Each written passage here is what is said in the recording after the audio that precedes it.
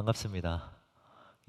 이곳에 함께 모인 우리 사랑하는 청년들, 그리고 영상을 통하여서 함께 예배하고 있는 우리 사랑하는 청년들의 오늘과 내일의 삶 가운데 하나님으로부터 은혜와 평강이 넘쳐나기를 축복합니다.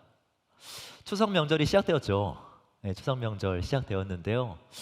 추석하면 저는 보름달이 정말 많이 떠오르는 것 같습니다. 어제 저녁에 보니까 보름달이 이미 많이 완성됐더라고요. 많이 커져 있던데요.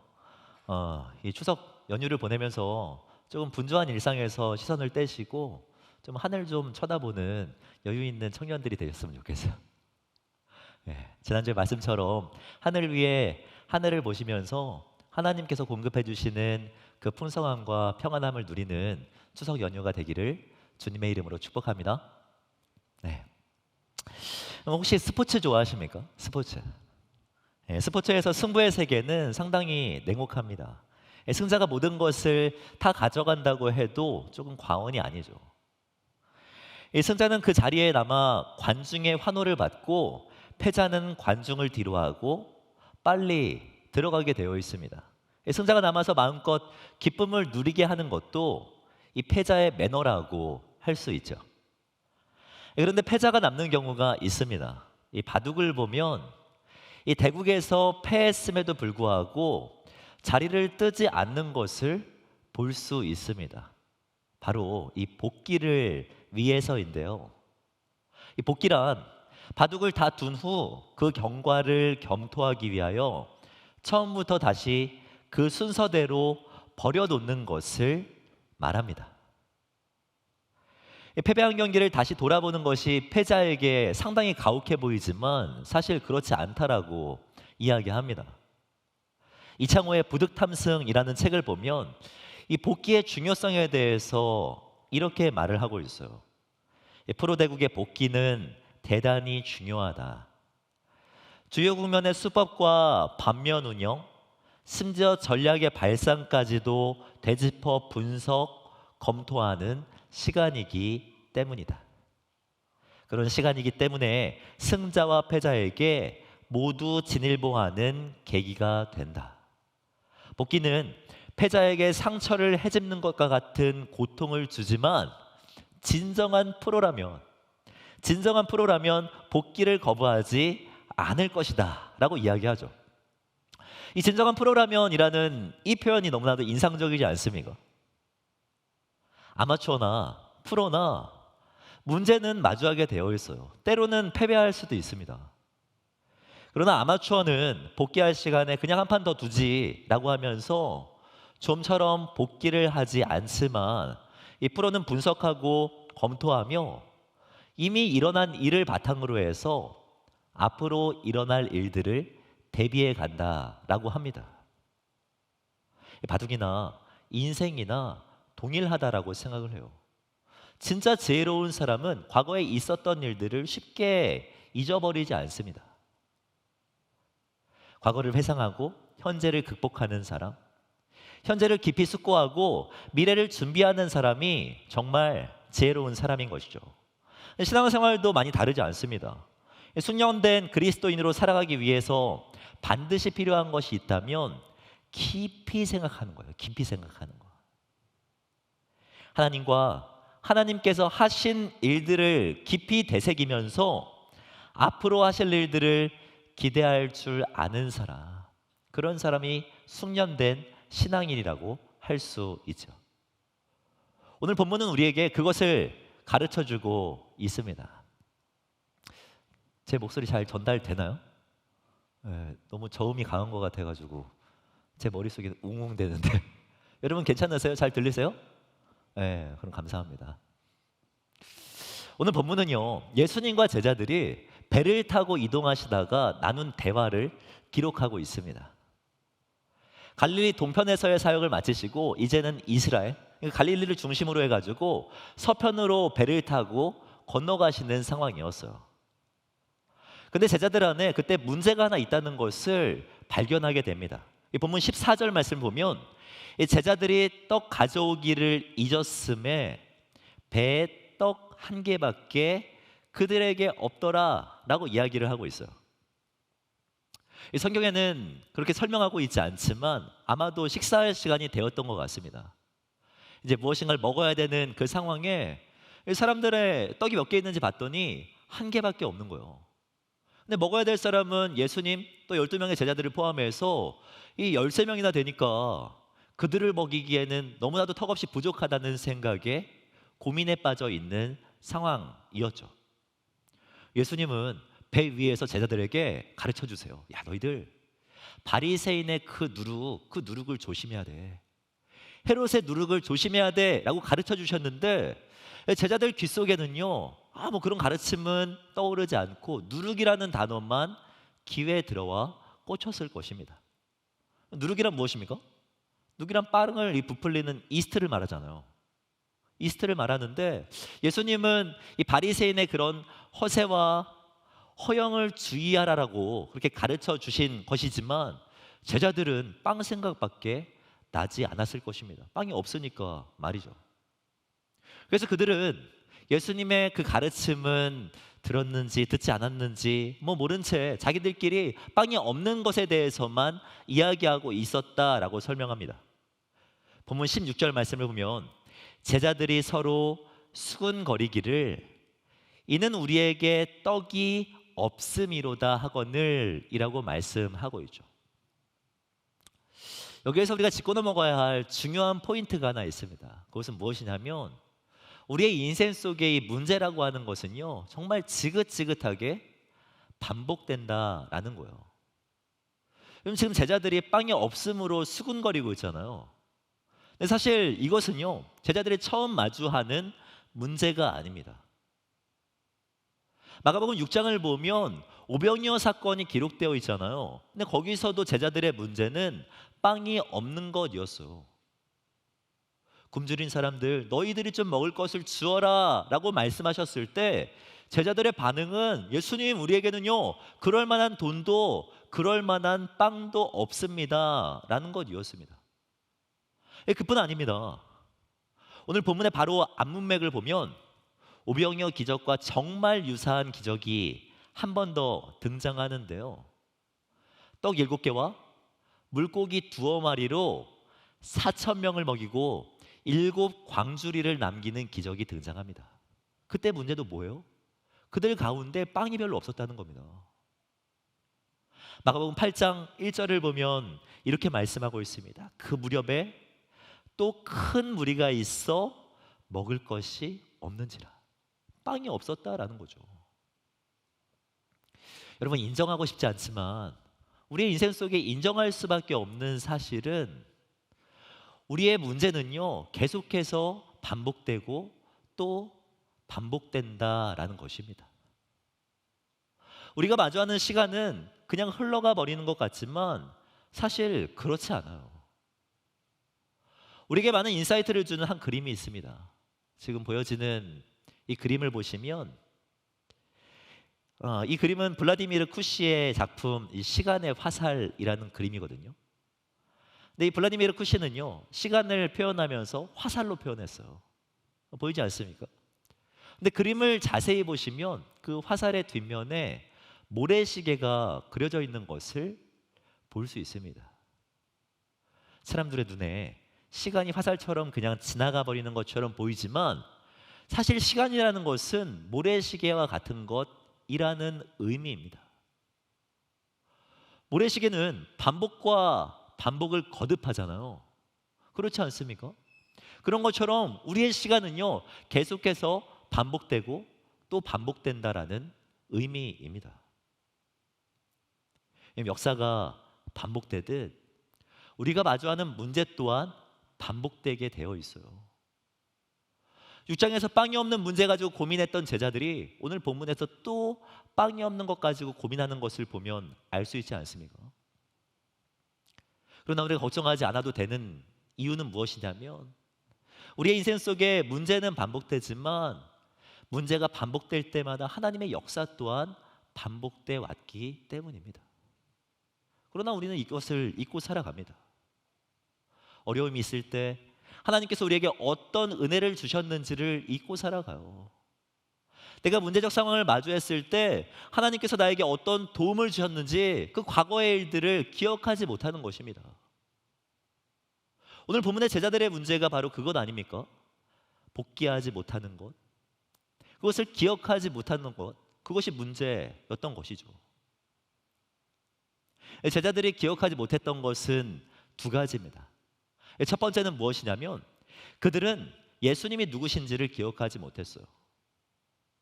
빵이 없는 문제를 가지고 이런저런 이야기들을 하고 있을 때 예수님께서 이렇게 말씀하십니다. 17절 말씀을 보면은 예수께서 아시고 이르시되 너희가 어찌 떡이 없으므로 수군거리느냐, 아직도 알지 못하며 깨닫지 못하느냐, 너희 마음이 둔하냐, 너희가 눈이 있어도 보지 못하며 귀가 있어도 듣지 못하느냐, 또 기억하지 못하느냐 라고 질문하시죠.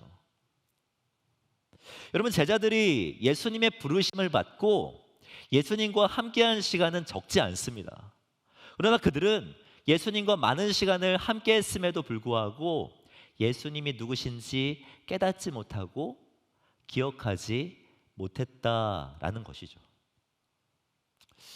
여러분과 제가 청년부 예배 시간을 통하여서 마가복음 말씀을 한 장 한 장 강해하고 또 나눠가고 있는데요. 드디어 이 마가복음 이게 반환점을 도는 시간이 되었습니다. 벌써 8장에 이르렀어요. 이 8장까지 오는 동안 참 많은 어려움이 있었습니다. 상당히 비슷한 그런 비유들을 좀 이렇게 낯설게 좀 다르게 설교한다는 것, 뭐 저에게도 결코 쉽지 않거든요. 여러분 어떠셨어요? 8장까지 오면서 어떠셨습니까? 힘든 것도 있었지만 제가 누리게 된 은혜는 컸던 것 같습니다. 그 중에서 가장 큰 은혜는 무엇이냐면 그동안은 그냥 뭐 무심코 넘어갔던 말씀들이 저에게 되게 좀 새롭게 다가왔다는 거예요.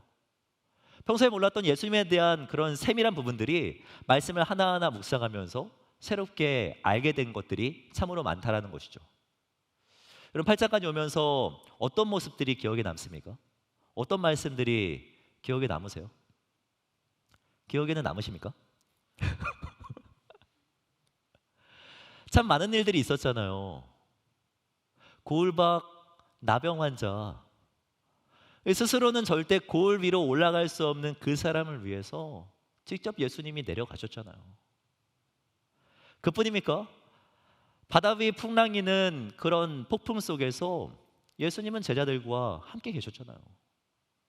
예수님은 소외된 사람들의 친구가 되셨고요. 소망이 없어 무덤가에 버려진 사람에게 희망을 허락하여 주셨습니다. 여러분 기억나십니까? 배고픈 자, 그들을 긍휼히 여기시는 분이 예수님이셨고요. 듣지 못하고 말하지 못하는 사람, 그 사람까지 세밀하게 신경 쓰셨던 분이 우리 예수님이셨습니다. 이것을 기억하며 살아가야 하는 거죠. 여러분 제자들은요, 예수님께서 하신 일들을 보고도 예수님이 누구신지 깨닫지 못했던 것이 문제였습니다. 예수님이 누구인지 기억하지 못했다라는 것이죠. 또한 그들이 기억하지 못했던 것은 예수님께서 하셨던 일입니다. 예수님이 하셨던 일. 예수님은 제자들과 대화를 나누시면서 어떻게 나를 누구인지 모르느냐 아쉬움을 표현하신 다음에 이어서 이런 질문들을 이어가세요. 19절 말씀을 보면 내가 떡 5개를 5천 명에게 떼어줄 때 조각 몇 바구니를 거두었더냐 이르되 12이니이다. 또 7개를 4천 명에게 떼어줄 때 조각 몇 광주리를 거두었더냐 이르되 7이니이다 라고 말씀하고 있죠. 여러분 예수님께서 제자들에게 던진 질문 상당히 독특하지 않습니까? 사실 오병이어 사건, 칠병이어 사건의 정말 중요한 것은 그 작은 음식을 통하여서 몇 명이 먹었느냐예요. 몇 명이 먹었느냐? 5천 명이 먹지 않았느냐? 4천 명이 먹지 않았느냐? 이것을 질문하는 것이 맞습니다. 근데 예수님은 몇 명이 먹었느냐를 질문하지 않고 있어요. 예수님의 질문은 무엇입니까? 몇 광주리를 거두었느냐? 얼마나 먹고 몇 바구니가 남았느냐를 지금 질문하고 있는 거예요. 그럼 이유가 무엇입니까?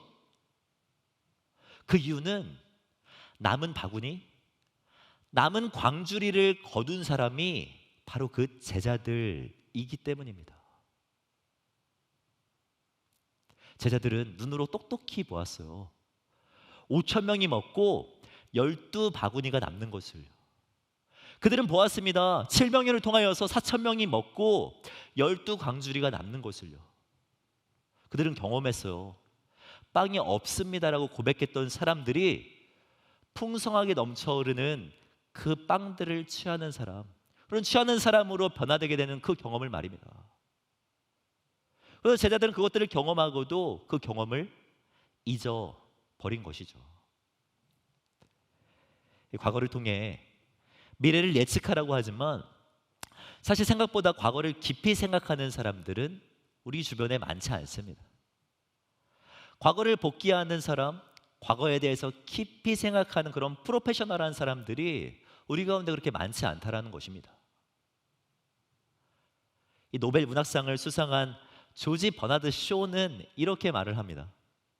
역사를 통해 우리가 배울 수 있는 가장 큰 교훈은 이 사람들이 역사를 통해 그다지 많이 배우지 않는다는 것이다. 여러분, 사람은 역사를 통해 미래를 그려야 하고, 우리 예수 믿는 사람은 성경에 기록된 하나님의 역사를 통해 내일을 그려가야 합니다. 너무 멋진 말 아닙니까? 사람은 역사를 통해 미래를 그려야 하고, 우리 예수 믿는 사람들은요, 말씀을 통해, 말씀에 기록된 하나님의 그 역사를 통해 내일을 그려갈 수 있어야 한다는 거예요. 말씀을 통해 하나님이 누구신지를 알아야 합니다. 말씀을 통하여서 하나님께서 우리 가운데 어떤 역사를 행하셨는지를 깊이 묵상해요. 그리고 그것으로 끝나는 것이 아니라 말씀에 역사하셨던 하나님께서 오늘 우리 가운데에도 일하실 수 있고, 내일 우리의 삶의 현장 가운데에도 역사하실 수 있다라는 이 믿음의 고백이 우리 가운데 있어야 한다라는 것이죠. 우리가 좀 전에 했던 이 찬양이 바로 이 고백이라고 생각합니다. 아까 찬양님도 잘 해주었는데요, 이 두 번째 찬양 여러분 무엇이었는지 기억나십니까? 두 번째 했던 찬양, 빠르고 경쾌했던 찬양인데요, 지금은 엘리야 때처럼 이라는 찬양이잖아요. 이 고백이 제가 말씀드렸던 바로 이 고백이에요. 지금의 엘리야 때처럼 이 찬양의 2절을 보면 이런 가사가 기록되어 있습니다. 에스겔의 환상처럼. 어떻게 된다고요? 마른 뼈가 살아나며. 여러분들이 했던 고백이잖아요. 에스겔의 환상처럼 마른 뼈가 살아나며. 박수 치면서 찬양했잖아요. 그죠? 여러분, 에스겔의 환상이 무엇입니까? 에스겔의 환상이 무엇이에요? 에스겔서 37장을 보면 하나님의 영이 에스겔을 어떠한 골짜기로 데려가는 그런 모습을 볼 수 있는데요, 그 골짜기에 도착했더니 지천에 깔려있는 것들은 뼈밖에 없습니다. 곳곳에 보이는 것들은 마른 뼈밖에 없어요. 근데 그때 하나님께서 에스겔에게 명령하세요. 야, 저 뼈들을 향하여서 말씀을 선포하라고 명령하십니다. 에스겔이 그 명령을 듣고 하나님의 그 말씀대로 뼈들을 향하여서 말씀을 선포합니다. 그러자 어떤 역사가 일어나냐면 마른 뼈들에 살이 붙고 생기가 돋는 역사가 일어납니다. 말씀을 선포했더니 마른 뼈가 살아나는 역사, 그 역사가 일어났어요. 여러분, 에스겔의 환상처럼 마른 뼈가 살아나며 라고 하는 이 고백은요, 에스겔의 환상처럼 지금도 우리의 삶 가운데 그 역사가 일어날 줄을 믿는다라는 고백입니다. 몸이 건조한 내 삶, 에스겔의 환상처럼 회복시켜 주실 수 있다라는 믿음의 고백이에요. 목적이 없는 오늘, 꿈꿀 수 없는 내일을 주님께서 생기발랄하게 회복시켜 주실 수 있다라는 믿음이에요. 에스겔의 환상처럼 우리의 삶 가운데도 회복시켜 주실 수 있다라는 그 믿음의 고백. 말씀을 통하여서 내일을 그리는 것, 말씀을 통하여서 내일을 소망하는 것, 그것이 우리에게도 필요하다라는 것이죠. 사랑하는 우리 청년 여러분, 반복되는 문제 속에서도 흔들리지 않는 그런 숙련된 신앙생활을 하기 위해서는요, 하나님께서 하신 일들을 조용히 깊이 묵상할 필요가 있습니다. 영성학자인 이 헨리 나우엔이라고 하는 이 사람은요, 그의 책 두려움에서 사랑으로 라는 책을 통하여서 이 영성을 숙련되게 하기 위하여서 필요한 것이 4가지 있다라고 설명합니다. 영성 개발을 위하여서 이런 4가지가 필요하다는 것이죠. 첫 번째는 무엇이냐면 거룩한 독서입니다. 거룩한 독서와 문서에 대한 성찰. 거룩한 독서가 무엇입니까? 성경 보는 거예요. 성경 보는 것이고, 성경을 바탕으로 기록된 신앙 도서들을 읽어가는 것입니다. 이것을 통하여서 우리의 영성이 개발될 수 있다라는 거죠. 말씀을 준비하다가 문득 그런 생각 들더라고요. 우리 청년들 존 오웬의 신앙 감정론 다 읽었나? 제가 한 6개월 전에 여러분들이 추천해달라고 그래서 제가 추천해드렸는데 읽었습니까? 이런 신앙 도서들, 거룩한 독서, 렉시오 디비나가요, 영성을 개발해 줄 수 있다라는 것입니다. 두 번째는 무엇이냐면 공동체 생활입니다. 공동체를 통하여서 우리의 영성이 성숙을 이루어갈 수 있다라는 거예요. 청년들 중에 다른 사람들과 부대끼는 것을 싫어하는 사람들도 있을 것입니다. 그래서 이 코시국에 집에서 예배드리는 것이 너무나도 편하다라고 고백하는 청년들 적지 않게 만나봤습니다. 여러분, 그 예배도 하나님께서 분명 기뻐 받아주시는 예배이지만 집에서 혼자 하는 예배를 가지고 영성 훈련하는 것에는 한계가 있어요. 공동체가 함께 모여서 예배하면서 서로가 서로에게 도전도 받아야 합니다. 공동체 생활하면서요, 서로 부딪히면서 갈등을 해결해 가면서, 그러면서 영성은요 훈련되는 거예요. 성숙한 신앙은 그러면서 만들어지는 것이라고요. 또 하나, 영성 훈련을 위해서는요 봉사와 사역이 필요합니다. 우리 지난주에 사랑의 택배를 섬기지 않았습니까? 독거어르신들을 위하여서 섬긴 것인데요, 사실 섬기면서 우리가 배운 것, 우리가 느낀 것이 더 많을 것이라는 생각이 듭니다. 봉사를 통하여서도 성숙을 이루어갈 수 있어요. 거룩한 독서, 공동체, 그리고 세 번째 뭡니까? 봉사를 통하여서 영적 성숙을 이뤄가 간다는 것은 너무나도 동의가 되는 부분이었는데, 사실 이 책을 읽으면서 저에게 되게 참신하게 다가왔던 것은 그 다음 4번째입니다. 이 헨리 나우엔은요, 영성 개발을 위해서 하나가 더 필요한데 그것이 무엇이라고 설명하냐면 침묵이라고 말해요. 침묵. 되게 의외이지 않습니까? 그는 밀라노의 이 교구였던 암브로시우스의 말을 인용하면서 이렇게 말을 합니다. 침묵으로 구원받는 사람이 많이 있어도 말로 구원을 받는 사람은 하나도 보지 못했다. 오늘날을 살아가는 예수 믿는 청년들에게 필요한 것이 있다면 침묵이에요. 침묵. 나의 내일을 속단하기 전에 오늘 나에게 하나님은 어떤 분이신지, 하나님께서 나에게 어떤 역사들을 행하셨고 나의 앞에 어떤 일들을 행하실 수 있는지 조용히 묵상해 보는 것, 그것이 필요하다라는 것입니다. 침묵하는 과정이 필요해요. 여러분, 제자들의 진짜 문제는요 빵이 없는 것이 아니었습니다. 제자들의 진짜 문제는 빵이 없는 그 문제를 앞두고 침묵하지 않고 바로 자기들끼리 수군거렸다는 것이 문제였어요. 수군거렸다는 것. 빵이 없는 문제 앞에서 주님은 어떤 분이시고 주님은 나의 삶 가운데 어떤 역사를 행하실 수 있지, 조용히 묵상하지 않았다는 것이 문제였습니다. 여러분 그렇지 않습니까? 저는 여러분들이 사색하는 청년들이 되셨으면 좋겠습니다. 문제 앞에 막 사색하는 그런 청년들 말고 정말 깊이 생각할 줄 아는 청년들이 되기를 바라요. 바쁜 일상을 살아가면서도 잠시 조용히 내 시간을 가져가면서 주님께서 하셨던 일들을 조용히 생각할 줄 아는 그런 여유 있는 청년들이 되셨으면 좋겠습니다. 여러분 우리가 주님을 기억하며 나아갈 때 주님은 우리의 삶에 새로운 역사들을 기록해 가십니다. 오늘 선상에서의 이 대화는 오늘 본문을 통해서 이렇게 그냥 끝나는 것 같지만 사실 이어지는 22절 말씀을 보면 예수님은 배에서 내려오셔서 또 새로운 사람을 치유해 주십니다.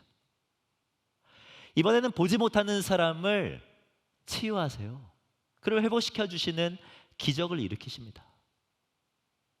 그런데 그 보지 못하는 사람을 치유하실 때 사용한 것이 무엇이냐면 바로 침이에요. 침.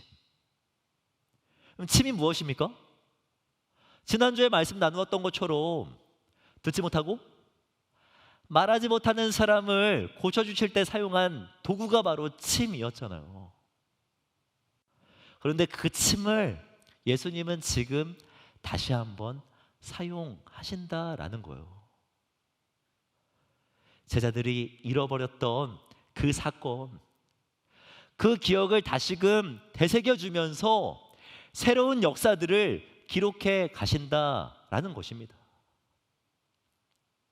여러분, 우리의 삶을 돌아보면 수많은 문제들이 반복되고 또 반복되었던 것을 볼 수 있습니다. 하지만 우리 주님은요, 우리의 문제적 상황 가운데 늘 함께 해주셨죠. 그리고 지금 말씀하세요. 앞으로 또 마주하게 될 문제가 있더라도 내가 너의 삶 가운데 새로운 기적들을, 새로운 역사들을 기록해 갈 수 있는 사람이라고요. 여러분, 여기에 우리의 소망이 있는 것입니다. 이것을 기억할 때 우리는 반복되는 문제 앞에서도 소망을 품고 살아갈 수 있는 것입니다. 여기에 소망이 있는 것이죠. 말씀을 정리하고 싶습니다. 제가 청년부 사역을 처음 시작할 때 궁금했던 것이 하나 있습니다. 그것이 무엇이냐면 우리 청년들을 향한 이 하나님의 마음, 우리 청년들에게 던지고 싶은 하나님의 메시지는 무엇인가, 이게 궁금한 거예요. 그래서는요, 성경을 이제 보고서 청년, 젊은이 이런 검색들을 해봤던 적이 있습니다. 청년에 대해서 성경이 뭐라고 말하는지. 검색을 하는 중에 저의 마음속에 가장 와닿고 감동이 되었던 말씀은 요엘서 말씀입니다. 요엘서 말씀을 보면은 이런 말씀이 기록되어 있어요. 그 후에 내가 내 영을 만민에게 부어주리니 너희 자녀들이 장래일을 말할 것이며 너희 늙은이는 꿈을 꾸며 너희 젊은이는 어떻게 한다고 말합니까? 이상을 볼 것이며 젊은이가 이상을 보고 꿈을 꿀 수 있다라고 말을 합니다. 전 솔직히 이 말씀 묵상하면서 진짜 많은 기대가 되었어요. 우리 청년들 한 사람 한 사람 여러분들과 함께 많은 꿈들을 꿔봐야지. 요새과 같이 정말 많은 꿈들을 꾸는 공동체, 그런 공동체를 좀 꿈꿔봤으면 좋겠다 하는 마음이 제 안에 생기는 거예요. 그런 마음을 가지고 청년부 사역을 시작했는데 여러분과 만나서 대화 나누고 신방하고 이러다 보니까 청년들이 이상을 보는 것이 절대 쉬운 일이 아니구나, 원래 알고 있었거든요. 근데 더 현실적으로 더 어려운 일이구나 라는 것을 깨닫게 되었습니다. 청년들이 이상을 보는 것이 정말 이상적인 일이며 누군가에게는 정말 이상하게 보일 수 있는 일인 것처럼 느껴지는 현실이잖아요. 그렇지 않습니까? 현실의 문턱이 너무나도 높아 보여요. 이상을 바라보는 것, 절대 쉽지 않아 보입니다. 근데 그런 마음의 부담감을 가지고 오늘 이번 주에 말씀을 묵상하다가 청년들을 향한 메시지 하나를 더 발견하게 되었어요. 그리고 거기에서 이런 어려운 현실을 뚫고 나갈 수 있는 답을 발견하게 되었습니다. 그 말씀이 무엇이냐면 전도서 12장 말씀이에요. 전도서 12장 말씀을 보면 이렇게 말씀하고 있습니다. 너는 청년의 때에 너의 창조주를 기억하라. 너는 청년의 때 너의 창조주를 어떻게 하라고요? 기억하라고 말씀합니다. 여러분, 소망이라는 것은요, 내가 막 억지로 어거지로 만들어내는 것이 아닙니다. 소망이란 우리의 상황과 환경이 만들어주는 것이 아니에요. 여러분, 소망이란 우리의 기억들이 만들어주는 겁니다. 기억들이 모여서 우리는 소망을 꿈꿀 수 있게 되는 것입니다. 여러분, 청년의 때에 하나님을 더욱더 기억하려고 노력하시기를 간절히 소원합니다. 창조주 되신 하나님을 기억하고 기억하시는 저와 여러분들이 되기를 바라요. 여기에 소망이 있습니다. 기억이 소망을 만들어냅니다. 하나님을 기억하고 그분을 또 기억하심으로 말미암아 주님 안에서 참된 소망함을 가지고 나아가는 저와 여러분들이 되기를 주님의 이름으로 축복합니다. 이 시간 기도하며 나아갈 때는 좀 조용히 자신을 돌아보며 기도했으면 좋겠습니다. 스스로에게 한번 질문해 보세요. 눈을 좀 감으셨으면 좋겠고, 내 마음을 돌아보면서 한번 이런 질문을 해보았으면 좋겠습니다. 여러분에게 남아있는 하나님은 어떤 분이십니까? 여러분들의 기억 속에 예수님은 어떤 분이세요? 여러분은 창조주를 기억하고 있습니까? 하나님은 여러분들을 사랑한다고 말씀하고 있는데 그 말씀을 나의 마음밭에 새겨놓고 있습니까? 이 시간 기도할 때 이런 하나님을 우리 안에 다시금 새겼으면 좋겠습니다. 주님이 나를 사랑하시는 분이시죠. 빵이 없는 자를 긍휼히 여기셨던 것처럼 나를 긍휼히 여기시는 분이시죠. 주님, 당신을 다시금 기억하기 원합니다. 주님을 향한 첫사랑을 회복하길 원합니다. 나를 사랑하여 주셔서 자신의 하나밖에 없는 아들 예수 그리스도를 보내주신 주님의 그 사랑을 다시 나의 마음밭에 새기기를 원합니다. 그 마음 주님 앞에 올려드리면서 우리 조용하지만 진실한 마음을 주님 앞에 올려드리며 함께 기도하며 나가도록 하겠습니다. 기도하겠습니다.